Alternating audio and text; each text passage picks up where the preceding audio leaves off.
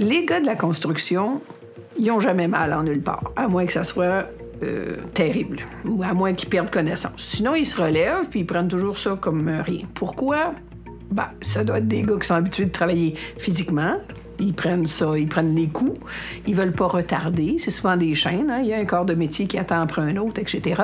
Donc, ils veulent pas se plaindre. Ils savent qu'ils ont un contrat. Ils savent qu'ils ont des limites de temps. Sont souvent embauchés à un endroit et ils attendent un contrat ailleurs où ils voudraient bien que le contremaître les reprenne dans un autre. Fait qu'ils veulent pas avoir le tag « Je suis l'accidenté du travail plaignard ».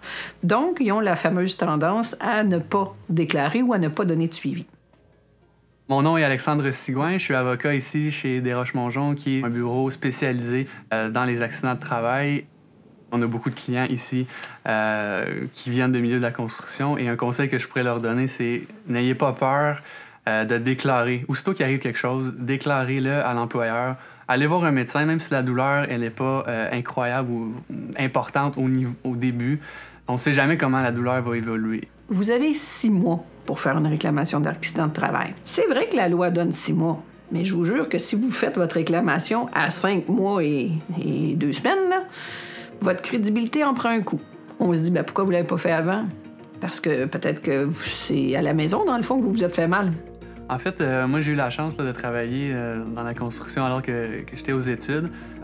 J'ai été témoin d'accidents de travail.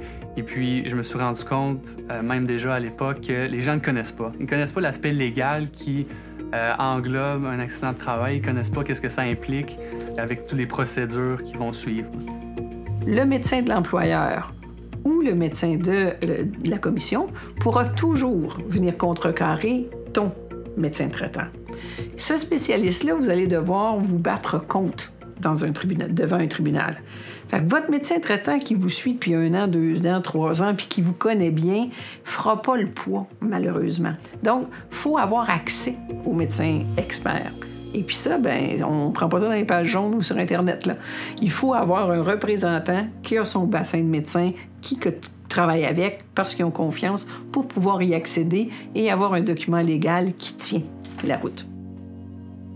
Une autre chose que les travailleurs doivent bien comprendre, c'est qu'un dossier CSST, un dossier d'accident de travail, ce n'est jamais réellement fermé. Oui, ça peut être fermé pour un moment, sauf que quand un travailleur se blesse, par exemple, au genou, et cet accident-là est reconnu par la commission, finalement, il y a des traitements, il est capable de reprendre le travail, mais c'est comme une bulle de protection qu'il a au niveau du genou, si la lésion professionnelle elle est reconnue, pour la vie.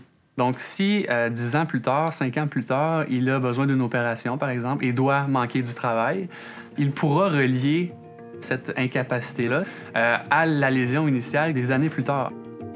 Alors, un conseil que je donnerais vraiment aux gens, c'est prenez pas tout ça à la légère parce que l'accident a des conséquences pour vous.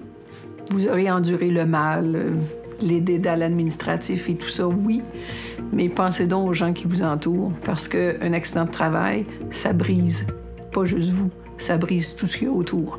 La famille, les enfants, tout le monde auront à subir les conséquences par ricochet d'un accident de travail. C'est donc important que dans les délais les plus courts, on puisse régler la situation.